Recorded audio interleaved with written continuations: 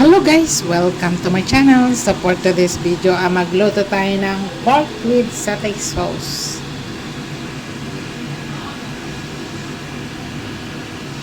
So meron tayong pork. So i-marinate lang natin ng soy sauce, white pepper powder, sugar.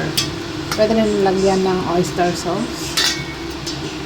So yan, i-mix well lang natin.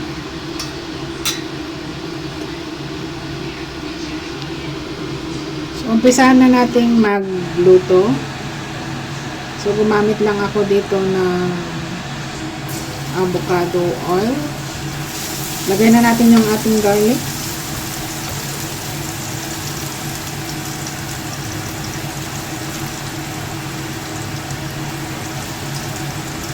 So, i-fry natin yung ating pork tenderloin o yung lomo, yung malambot na part ng karne. I-stir fry muna natin.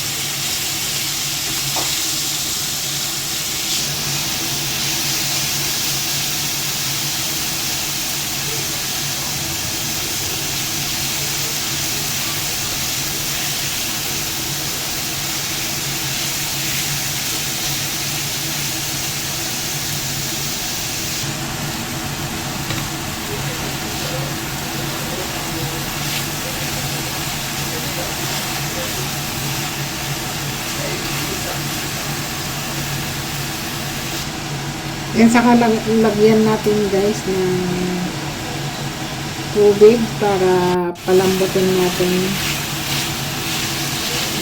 ilang minutes para mas lalong manuot yung lasa. So, ayan,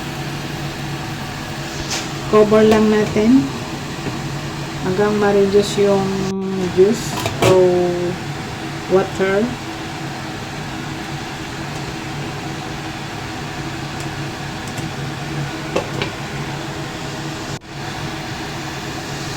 Ayan, na-reduce na. Ilagay na natin yung white onion.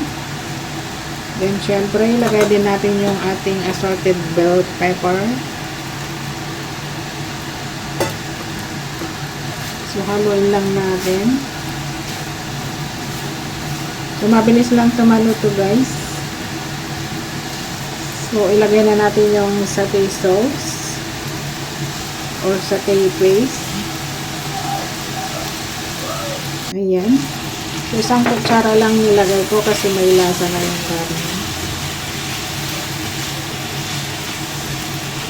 So, antayin natin ma-reduce yung ibang sauce. Gusto ko siya malapot. At habang niluluto natin yung ating onion and bell peppers. Ayan guys, napakabango siya. So, meron na tayong ulam. So, ibang taste naman to. Napakasarap siya guys. So, ayan. Thank you for watching. See you in my next vlog. Please like and subscribe. Bye-bye.